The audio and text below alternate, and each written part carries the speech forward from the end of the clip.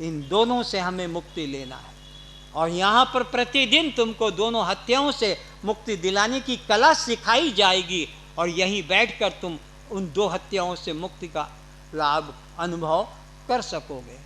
तो ये मनुष्य जीवन का उद्देश्य एक मात्र है, तो सेल्फ रियलाइजेशन, आत्मानुसंधान, आत्म साक्षात्कार, मुँह किए हुए माई, मैं कौन हूँ, ये जानने के लिए जीवन मिला है।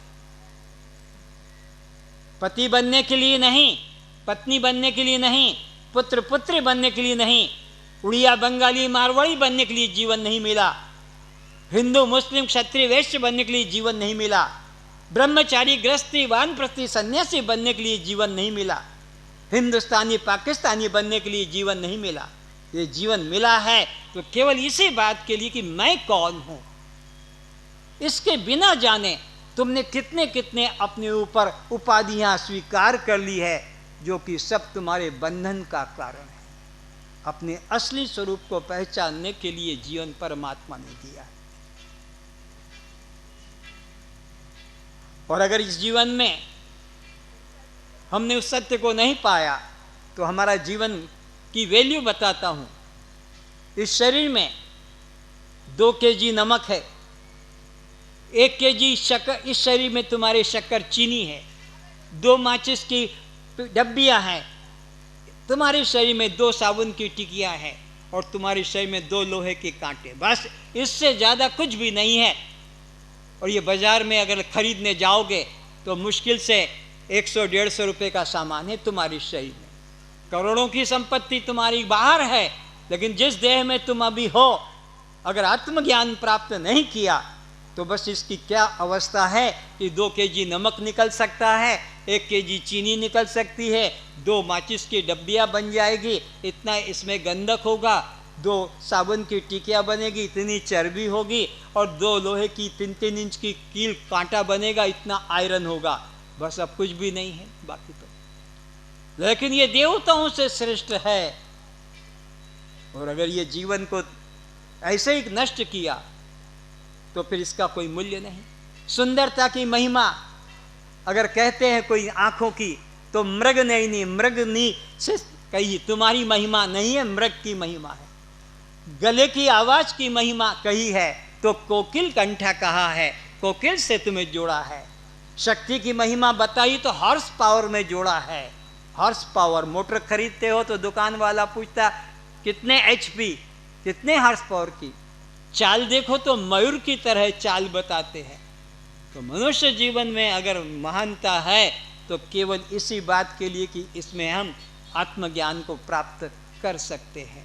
तो ये मनुष्य जीवन आपको कैसे मिला है, इस संबंध में अब आपको पुरानी याद ताज़ा कराता हूँ। पुरानी याद, क्योंकि जिन जिन घर को छोड़कर तुम आए हो यहाँ, उन घर का स्मरण करो कि किन किन घरों को हमने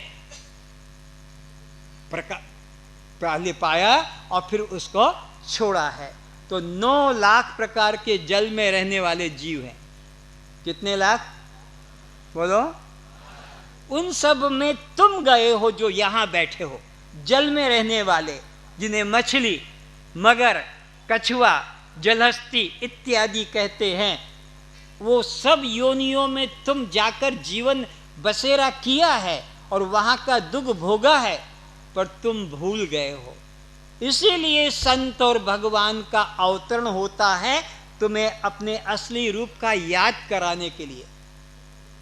नहीं तो भगवान को और यहाँ आने की आवश्यकता नहीं, संत को भी पृथ्वी पर आने की आवश्यकता नहीं, लेकिन तुम्हारे इस सृष्टि चक्र से तुम्हें मुक्ति दिलाने के लिए, जन्म मरण के दुख से बचाने के लिए परमात्मा खुद आते हैं और समय समय पर सद्गुरुओं का अवतरण होता है ताकि दुख से बचाए।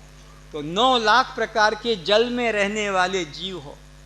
कैसे तुम रहे वहाँ? अभी सर्दी का सीजन आ रहा है, कपड़ों की चुनाव हो रहा है, गरम कैसे हमको मिले, चाहे वो ऊन के कपड़े हों कि रुई के हों, तैयारी चल रही है। स्वेटर, मफलर, कोट, लेकिन जब पानी में तुम रहे थे और जब भयंकर सर्दी पड़ती थी, तब तुमको क्या वहाँ साधन मिलता था? और इतनी सर्दी कि पानी जम जाता था और उसी बर्फ के अंदर तुम घुट घुट के मरे हो। श्वास लेने की भी जगह नहीं थी जब तुम्हारा जीवन जल में था। और इसके अलावा भी तो देखो कितना कष्ट पाया। किसी हत्यारे ने तुम्हें जाल में फंसाया, तुम्हें, और बाजार में आकर छक के ऊपर डाल दिए तुम्हारे शवों को, मुर्दे को, और काट काट के मूली गाजर की तरह तुमको बिक्री किया है। और लोग आए हैं स्कूटर पर चढ़ के, मोटरसाइकिल पे बैठ के, साइकिल पर 1 केजी, आधा केजी तुमको तोल तोल के काट के बेचा गया, तुमको, और किसी की बात मैं नहीं कहता हूं। और तुमको उन लोगों ने अपना भोजन बनाया है, अब तुम भोजन बना रहे हो उनको। ये सूत्र याद रखो, याद तो है पर उपयोग नहीं लाते। जे परी बुणी बे सही परी काटी बे। सुना है कि नहीं सुना है? रटा है सुओं की तरह, रटाया है बच्चों को भी और रटा है तुमने भी।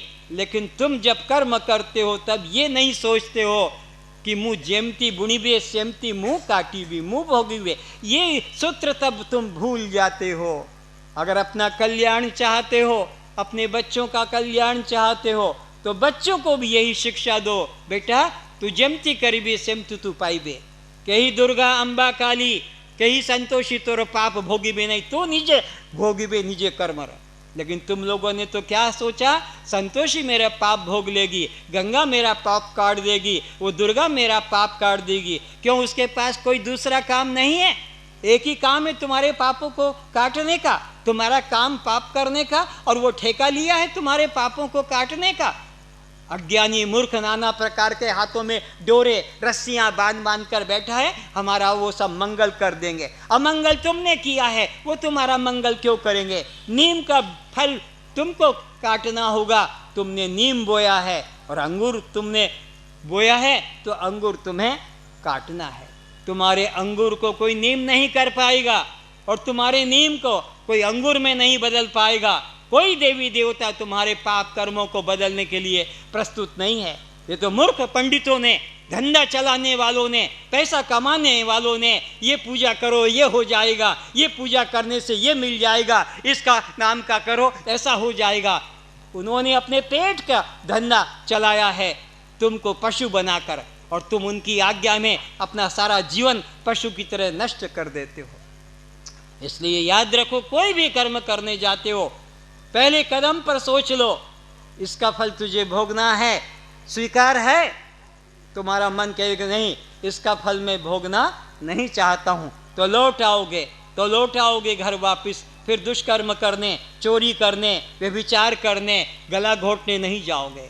क्योंकि भगवान कृष्ण कहते हैं, कर्म करने के पहले 1000 बार सोच लो, कर्म करने के पहले 1000 बार सोच लो, कर्म करूं या ना करूं, कर्म करूं या ना करूं। और कर्म कर डाला तो फिर फल भोगूं या ना भोगूं, ये तुम्हारे बस की बात नहीं। ये तुम्हारे हाथ से तीर निकल गया कर्म का, अब ये तो जाकर लगेगा, फल भोगना पड़ेगा।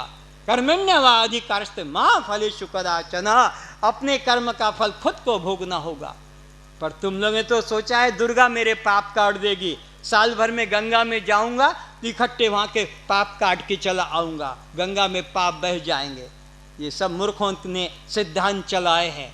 जीव को अपने कर्म का फल खुद को भोगना पड़ेगा।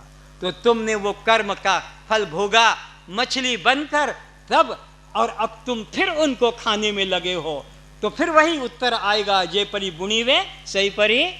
बोलो, तैयार हो ना मछली बनने को? अब ये जीवन थोड़ी ही सदा तुम्हारा रहेगा, ये तो एक दिन जाने वाला है। कहाँ जाएगा ये तुम्हें पता नहीं, वो भी मैं बताऊंगा कि तुम कहाँ से आए हो और क्यों आए हो, और यहाँ तुम्हारा परिवार ऐसा क्यों बना है, संतान ऐसी क्यों मिली है, पति ऐसा क्यों मिला है, पत्नी ऐसी क्यों मिली। ये सब साइंस है, सब विज्ञान है, सब मैथमेटिकली आपको जानने को मिलेगा। कोई यहाँ अंधविश्वास की बात नहीं होगी। तो याद रखो, वो जो पहले कर्म किया था उसको फल भोगने के लिए हमें वर्तमान शरीर में आना पड़ा। तो 9 लाख प्रकार के जल में रहने वाले जीवों का कष्ट भोगा, वहां तुम्हें काटा गया और अब तुम उन्हें काट रहे हो, तो फिर अगले जन्म में क्या होगा? वो तुम्हें क्या करेंगे? वही जे परी बुनी वे सही परी काटी वे। अब और आगे विचारो, 10 लाख प्रकार के आकाश में उड़ने वाले जीव हैं। कितने? 10 लाख। और तुम जितने बैठे हो, एक भी ऐसा नहीं जो चड़ी, पारा, चील, सुआ, कबूतर न बना हो। तुम ऐसे एक भी ऐसा नहीं, सब उस 10 लाख प्रकार के आकाश में उड़ने वाले जीवों की योनियों में गए हो और वहां का कष्ट भोगा है। सर्दी, गर्मी, वर्षा, कोई मकान नहीं रहने को, झाड़ के ऊपर, पेड़ पे, वृक्ष पर छोटा सा घोंसला बनाया और उसमें भी किसी दुष्ट ने एक लकड़ी को, वी शेप की लकड़ी में एक रबर का फीता ऐसा बांध लिया और पत्थर खींचा और आपको नीचे गिरा दिया। तड़प तड़पते आप छटपट होते रहे और फिर क्या किया उसने? तुम्हारा पंखों को तोड़कर फेंक दिया। जैसे मक्का के भुट्टे के छिलके तुम फेंक देते हो और उस भुट्टे को आग में पकाकर या पानी में उबालकर, ऐसे ही तुमको उसने पंखों को तोड़ा और आग में या तेल की कढ़ाई में डालकर और पकाकर तुमको खाया है। वो दर्द सहो, सोचो अभी कैसा लगेगा। हाथ पे गरम तेल गिर जाए, गरम पानी गिर जाए, जीभ के ऊपर गरम गरम चाय लग जाए, कैसा कष्ट होता है। तुमको जिंदा को इसी प्रकार काटा गया और मारा गया, पकाया गया, खाया गया। 10 लाख प्रकार के। और कई लोगों ने जो अपने को धार्मिक मानते हैं, पिंजड़े में बंद करके रखा और वहाँ थोड़ी चने की दाल, टमाटर, मिर्च, लंका रख दिया, थोड़ा भात। तुम सोचते हो कितना बड़ा पुण्य। अरे अगले जन्म में हिजड़ा बनना पड़ेगा, क्योंकि उस पक्षी को पति पत्नी के संबंध से वंचित कर दिया। एक पक्षी को पिंजड़े में रख लिया, अगर वो महिला या फीमेल है तो मेल से नहीं मिल पाएगी, और वो मेल है तो फीमेल से, और वो और संतान पैदा नहीं कर पाई। आपके घर में बच्चा पैदा नहीं हुआ, दूसरी शादी कर लेते हो, तीसरी शादी कर ले। मेरा परिवार, उसको भी तो, जिसको पिंजड़े में बंद किया है, उसको भी तो अपनी परिवार बढ़ाने की इच्छा है। वो भी तो चाहता है, चाहती है कि मेरी संतान हो, पर तुमने उसको वंचित कर दिया अपने सांसारिक परिवार बढ़ाने से या सेक्स संबंध करने से। कई दुष्ट लोग तो पंख काट देते हैं कि उड़ न जाए, पिंजरे में बंद किया। सोचो तुम्हारे बच्चे को या तुमको आजीवन कारावास दे दिया जाए, सारा खाने को दिया जाए अच्छा से अच्छा, किंतु जीवन भर के लिए कैद जेल खाने में रखा जाए, पसंद करोगे? अरे कमाने की जरूरत नहीं है, सब चीजें मिल जाएगी पेट भरने को, पसंद करोगे? तुम चाहते हो हम रूखा खा लेंगे, फटा पहन लेंगे, लेकिन जेल में नहीं जाएंगे। तो तुम जैसे स्वतंत्रता चाहते हो, औरों के जीवन को बंधन में मत डालो, उनके जीवन को कारागृह में मत डालो। वो कष्ट तुमने भोगा है। आगे चलो, 11 लाख प्रकार के जीव जमीन के अंदर रहते हैं, 11 लाख प्रकार के। एक भी यहां ऐसा नहीं जो सांप, अजगर, नेवला, मूसा, मेंढक न बना हो, एक भी ऐसा नहीं। तुम सब जितने बैठे हो, कैसे छोटे से जगह में रहते थे, न वहाँ प्रकाश न ऑक्सीजन पर्याप्त है, और जीवन व्यतीत किया। रात्रि को कभी निकलते थे और दिन में निकले तो तुम लोग अभी मारो मारो मारो। ये लताएं, ये पौधे, ये वृक्ष, ये वनस्पति, ये अन्न, ये औषधियां, सब योनियां हैं, योनियां हैं। वृक्ष भी, पौधे भी, और उनमें तुम भी सब गए हो। कोई ऐसा नहीं जो तुलसी का पौधा ना बना हो, पीपल का वृक्ष ना बना हो, वट वृक्ष ना बना हो, आंवले का वृक्ष ना बना हो, कि नीम का, बबूल का वृक्ष ना बना हो। इस प्रकार 20 लाख प्रकार के ये भी योनियां हैं। आप पौधे को ही तो कहते हो, तुलसी का पौधा है, वो पौधा है तो फिर पूजा क्यों करते हो, उसकी परिक्रमा क्यों करते हो अगर पौधा ही मात्र होता तो? और उसको माता क्यों कहते हो, तुलसी माता? वट वृक्ष की पूजा क्यों करते हो अगर वो मात्र वट वृक्ष ही है? पीपल की क्यों पूजा करते हो अगर वो केवल वृक्ष है? आंवल की पूजा क्यों करते हो अगर वो वृक्ष है? वहां पर भी देवताओं का वास माना है, उसके आसपास परिक्रमा करते हो, अपनी मन की कामना उसके आगे रखते हो। तो ये योनियां हैं और तुम इस योनियों में गए हो। कैसे रात दिन सर्दी गर्मी वर्षा में ये वृक्ष एक पैर से खड़े और अपना जीवन व्यतीत करते हैं, और फिर जिसकी मर्जी आई कुठार से चीर दिया, आरा मशीन पर लाकर टुकड़े टुकड़े कर दिए और अपने कामना के अनुसार उपयोगी वस्तुएं बना ली और आग में जला दिया तुमको। पर तुम इस बात को अभी मानने को तैयार न हो सकोगे, क्योंकि तुम्हारी बुद्धि अभी इतनी विकसित नहीं हुई, तुम्हारी बुद्धि बस इसी में सीमित हो गई है। पर शास्त्र दृष्टि से विचार करोगे तो मालूम पड़ेगा, आकर 4,84,000 जोनि भ्रमत यह जीव अविनाशी। यह कौन जो इस शरीर में बैठा है सबके अंदर, यह, और ये कैसा है, ईश्वर का पुत्र भी है और फिर भी 84 लाख योनियों में भटकता चला आ रहा है। तो यह आपको 20 लाख की बात बताइए, और आगे चलो 30 लाख प्रकार के 4 टांगों से चलने वाले हैं। कोई ऐसा नहीं यहाँ जो कुत्ता न बना हो, हाथी घोड़ा न बना हो, बंदर भालू न बना हो, बिल्ली न बना हो, कोई सुअर घुसरी न बना हो। जितने तुम बैठे हो एक भी ऐसा नहीं जो कि इस योनि में न गया हो, क्योंकि वो परमात्मा का नियम है, कुदरत का कानून है, उसको हर योनियों में से गुजरना पड़ता है। जैसे अगर बम्बई ट्रेन जाती है, दिल्ली यहाँ से ट्रेन जाती है, या और कहीं मद्रास, तो हर स्टेशन से गुजर के जाती है, कोई स्टेशन छोड़ नहीं सकती। छोटा से छोटा स्टेशन हो कि बड़ा से बड़ा हो कि जंक्शन हो, हर स्टेशन के वहाँ से गुजर के निकलती है। तो ये 84 लाख की जो ट्रेन है आपकी, ये हर योनि से गुजरती जाती है। तो विचारो कि 4 टांगों से चलने वाले तुम पशु भी बने हो, तुम पे बोझा लादा गया, गाड़ी में जोत कर सीमेंट, लोहा, लकड़ी, पत्थर, ईंटा और मारा, तेजी से तुमको चलाना पड़ा।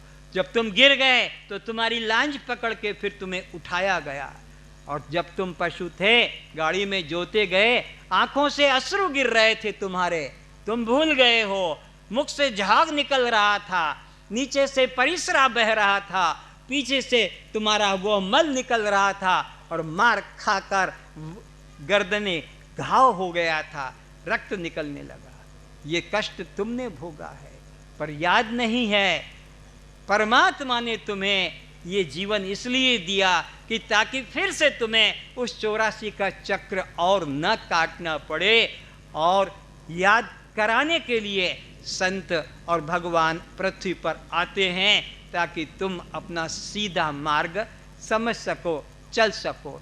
और जितने बैठे हो, अभी तुम्हें नफरत है सुअरनी से, कुतिया से, छू ना जाए, अपवित्र मानते हो, लेकिन जब तुम घुसरी बने, कुत्ते बने, तो तुमने समाज का मल खाया है।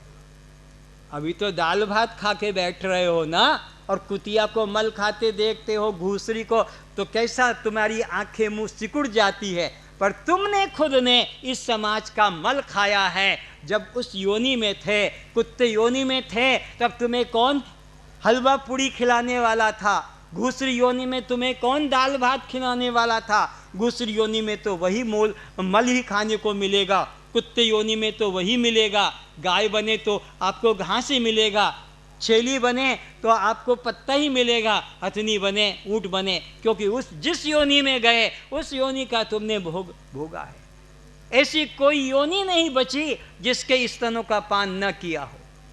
अभी तो आप अपने स्त्री का, पत्नी का, माँ का स्तन का पान किया है, लेकिन जब हम कुतिया के पेट से निकले, घूसरी के पेट से निकले, माकड़ी के पेट से निकले, बंदरिया के पेट से निकले, तो फिर खाने को उन्हीं स्तनों का पान करना पड़ा। तो ऐसी कोई योनि नहीं जिसका स्तन का पान न किया हो इस जीवात्मा ने।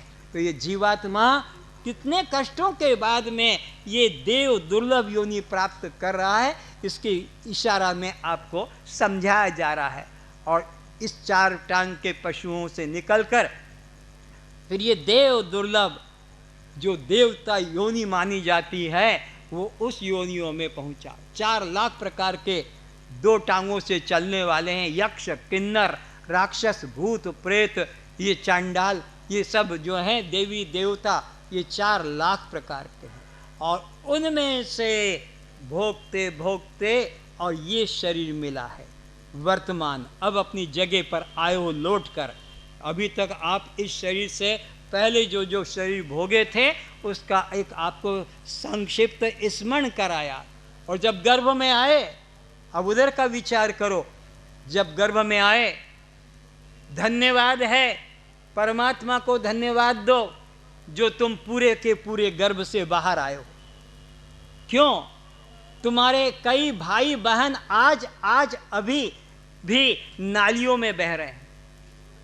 तुम्हारे भाई बहन नालियों में बह गए और बहते जाएंगे, बहते जा रहे हैं। ये बात समझ में नहीं आ रही है, लेकिन मैं स्पष्ट सत्य कहूंगा। पति पत्नी के संबंध से जब भी होगा, एक ही बार में गर्भाधान होता है। गर्भाधान के लिए महीनों महीनों, वर्ष वर्ष प्रैक्टिस नहीं करना पड़ती। जब भी संतान पेट में आती है वो एक बार में आती है। और वो पति पत्नी का संबंध तभी रुकता नहीं है, पशुओं का रुक जाता है गर्भाधान होने के दिन से, फिर वे संबंध नहीं करते हैं। लेकिन तुम्हारा संबंध तो 6-6 महीने तक चलता है। तो अब ये 6-6 महीने के तक वो जो चल रहा है, तो तुम्हारे शरीर से जो वीर्यपात हो रहा है वो बताओ कहाँ जा रहा है, किस डब्बी में संभाल के रखा, किस बैंक में संभाल कर रखा, वो सब नालियों में जा रहा है। रोज तुम्हारे भाई बहन नालियों में बह रहे हैं। बड़ा धन्यवाद करो परमात्मा का जो तुम पूरे के पूरे बाहर आ गए। कई तो अबार्शन करा रहे हैं, कोई 3 महीने का फेंक रहा है, कोई 2 महीने का फेंक कर बैठा है, कोई 5-5 महीने का यहाँ बैठे हैं। ये तुम्हारे भाई बहनों की तुमने या अपने संतानों की क्या अवस्था की है, ये जीवन कैसे मिला है। तो ये मनुष्य जीवन इतना कष्ट भोगने के बाद मिला है। तो जब ये गर्भ में आता है, जब ये 5 महीने का हो जाता है, पहले महीने में तो ये बूंद की तरह होता है, दूसरे महीने में ये अंडाकार हो जाता है, तीसरे महीने में इसके गजा हाथ पैर के निकलने लगते हैं, चौथे महीने में इंद्रियों से संपन्न हो जाता है, और 5वें महीने में यह पूरा का पूरा अंग सहित हो जाता है। 6ठे महीने में इसे भूख प्यास लगती है, सर नीचे और पैर ऊपर हो जाता है। तुम्हारा अब वर्तमान जीवन कैसे मिला है। और वहाँ 7वें महीने में परमात्मा इसे अपने 1000 जन्मों की वो एपिसोड दिखाता है, 1000 जन्मों की, कि इस जन्म के पहले तुमने किस परिवार में रहे, इस जन्म के पहले तुमने कहाँ क्या किया, और वो जिनके लिए तुमने पाप कर्म किया, जिनको खुश करने के लिए वो तो कहाँ कहाँ अपना सुख भोग करके चले गए, और तुम अकेले उस गर्भ में अपने पाप कर्मों का फल भोग रहे हो। जिस जिस परिवार को खुश करने के लिए तुमने जो जो पाप कर्म किए थे वो तो अपना सुख भोग कर चले गए, और तुम उन समस्त पापों का फल अकेले गर्भ में भोग रहे हो। तब भगवान से प्रार्थना करते हो, हे नारायण, हे मुक्तिदाता, मुझे इस रोरो नरक से, गर्भ यंत्रणा से मुक्त कर दो। अब मैं इस झूठे संसार के लिए, झूठे संबंधों के लिए अब मैं ये देव दुर्लभ योनि की दुर्गति नहीं करूँगा। आप मुझे एक बार मनुष्य शरीर प्रदान कर लो, और उसमें आकर केवल तुम्हारा ही भजन करूँगा, तुम्हारा ही चिंतन करूँगा। गर्भ में भगवान से प्रार्थना करता है, और वहाँ परमात्मा माया को आदेश करता है कि इसको गर्भ से बाहर निकालो। और तुम गर्भ से बाहर जो आए हो उस दृश्य को भी तुम्हें नहीं मालूम है। ये तो फल बहुत छोटा है, नारियल सब जानते हैं, गच्छ पे जो लगा है पेड़, उसको अगर नाक में से निकालना हो, सरल है कि सरल काम है कि कठिन है? बोलो। अरे मां के गर्भ से निकलकर कैसे आए हो? जैसे नाक के छिद्र से पेड़ को निकाला। मां के लिए भी मरण अवस्था थी और बच्चे के लिए भी वो मरण अवस्था थी। दोनों के लिए भगवान राम कहते जन्मत मरत दुसह दुख होई, जन्मते और मरते असहनीय वेदना होती है। तो ये देव दुर्लभ योनि कितने कष्ट के बाद प्राप्त किए।